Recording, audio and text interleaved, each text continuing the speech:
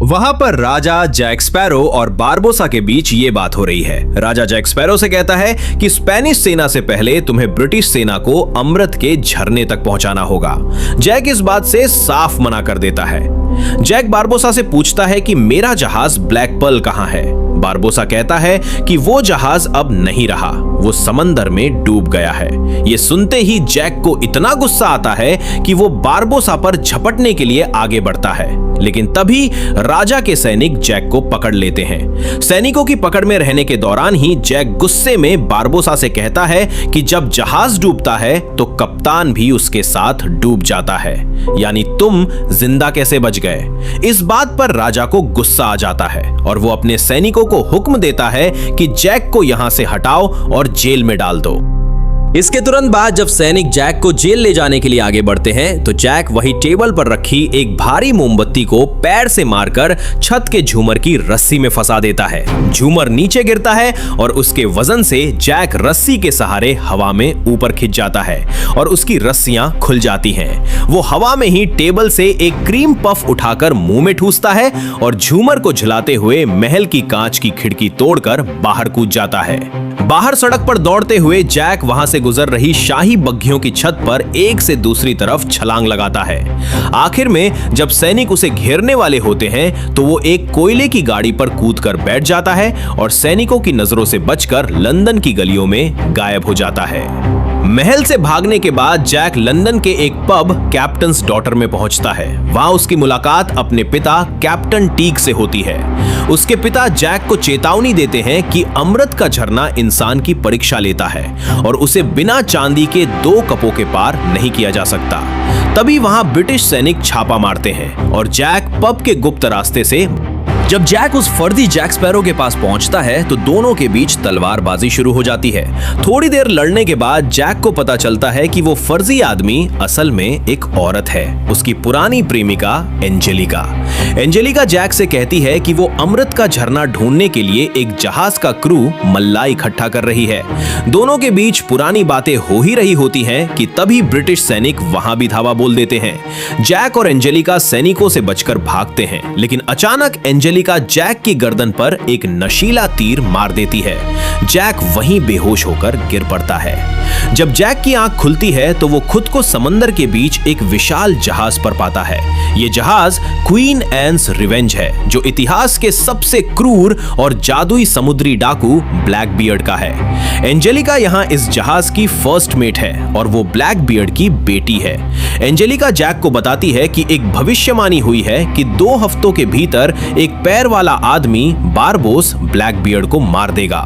इसलिए black beard अपनी जान बचाने और अमर होने के लिए अमृत का झरना ढूंढ रहा है। चूंकि जैक के पास उस झरने का रास्ता है, इसलिए उन्होंने जैक को अगवा किया है। जैक को पता चलता है कि इस जहाज के मल्ला इंसान नहीं बल्कि ब्लैक बियर्ड के जादू से वश में किए गए ज़ॉम्बी हैं। जैक जहाज पर बाकी बचे आम मल्लाहों को इकट्ठा करता है और ब्लैक बियर्ड के खिलाफ बगावत करने की योजना बनाता है। रात के अंधेरे में जैक और उसके साथी मल्ला बगावत कर देते हैं और जहाज के ज़ॉम्बी क्रू पर हमला कर देते हैं। लेकिन तभी ब्लैक बियर्ड अपने कैबिन से बाहर आता है। ब्लैक बियर्ड के पास एक जादुई तलवार है। वो अपनी तलवार हवा में लहराता है और जादू से जहाज के सारे रस्सों को जिंदा कर देता है। वे रस्से सांपों की तरह रेंगकर जैक और उसके सभी बागियों को हवा में जकड़कर लटका देते हैं। बगावत तुरंत फेल हो जाती है। ब्लैक बियर्ड बगावत के जुर्म में एक मल्लाह को सबके सामने गोली मार देता है ताकि सब में खौफ बैठ जाए। इसके बाद ब्लैक बियर्ड जैक को अपने कैबिन में बुलाता है। वो जैक को अपनी ताकत दिखाता है कि कैसे उसने जादू से कई जहाजों को छोटा करके कांच की बोतलों में बंद कर रखा है, जिसमें जैक का प्यारा जहाज ब्लैक पर्ल भी एक बोतल में बंद है। ब्लैक बियर्ड जैक को धमकी देता है कि अगर उसने अमृत के झरने का सही रास्ता नहीं बताया तो वो ब्लैक पर्ल को हमेशा के लिए नष्ट कर देगा और एंजेलिका को भी मार देगा। जैक को मजबूरन उसकी बात माननी पड़ती है। जहाज आगे बढ़ता है और वे व्हाइट कैप बे नाम की एक खतरनाक जगह पर पहुंच जाता है। यहाँ का मिशन सबसे मुश्किल है, एक जिंदा जलपरी को पकड़ना और उसके आंसू की एक बूंद हासिल करना, क्योंकि झरने के अमृत को एक्टिव करने के लिए जलपरी का आंसू जरूरी है। रात के वक्त ब्लैकबियर्ड के सैनिक समंदर के किनारे नावें खड़ी करते हैं और जलपरियों को आकर्षित करने के लिए रोशनी और गाना शुरू करते हैं। कुछ ही देर में पानी के भीतर से बेहद खूबसूरत जलपरियां बाहर निकलती हैं। शुरुआत में वे बहुत शांत और सुंदर लगती हैं, लेकिन जैसे ही डाकू उन्हें पकड़ने की कोशिश करते हैं, जलपरियां अपने भयानक रूप में आ जाती हैं। उनके नुकीले दांत निकल आते हैं और वे डाकुओं को खींचकर समंदर की गहराइयों में ले जाने लगती हैं। वहां एक भयंकर और खूनी लड़ाई शुरू हो जाती है। उस खूनी लड़ाई के बीच जहाज का एक सीधा साधा पादरी जिसका नाम फिलिप है, एक घायल जलपरी को मलबे के नीचे दबा हुआ देखता है। वो जलपरियों के उस खूंखार रूप से डरने के बजाय उस पर तरस खाता है और उसकी जान बचाता है। इसी अफरा तफरी में ब्लैकबियर्ड के सैनिक जाल फेंककर उस जलपरी को जिंदा पकड़ लेते हैं। ब्लैकबियर्ड उसे एक कांच के बड़े बर्तन में बंद कर देता है और उसका नाम सीरीना रखा जाता है। अब जलपरी तो मिल गई, लेकिन अमृत के झरने की रस्म के लिए अभी 2 चांदी के कप चाहिए थे। ब्लैकबियर्ड को पता चलता है कि वे कप एक पुराने खोजकर्ता पॉन्से डी लियोन के बर्बाद हो चुके जहाज पर मिलेंगे। ब्लैकबियर्ड जैक स्पैरो को अकेले उन कपों को चुराने के लिए भेजता है। जब जैक उस पुराने बर्बाद जहाज के कैबिन में पहुंचता है तो उसे वहां पहले से छुपा हुआ बारबोसा मिलता है।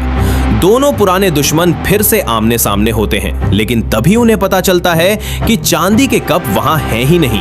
उन्हें स्पेनिश सैनिक पहले ही चुराकर अपने कैंप में ले जा चुके हैं। जैक और बारबोसा तय करते हैं कि वे आपसी दुश्मनी भूलकर रात के अंधेरे में स्पेनिश कैंप से वो कप चुराएंगे।